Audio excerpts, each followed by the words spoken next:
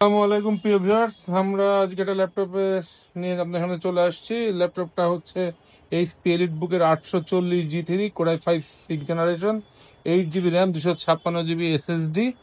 এই ল্যাপটপটি রিফারবিড laptop, Dubai থেকে আনা।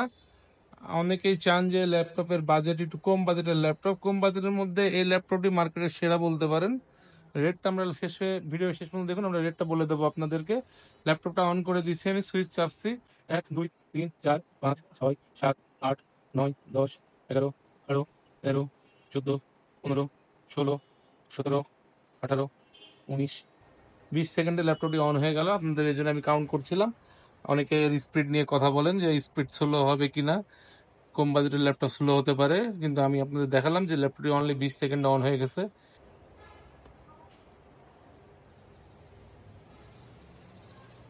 ল্যাপটপটা সুপার ফ্রেশ কন্ডিশনে আছে, A++ কন্ডিশনের প্রোডাক্ট। এটার প্রাইস আছে 20,500 টাকা।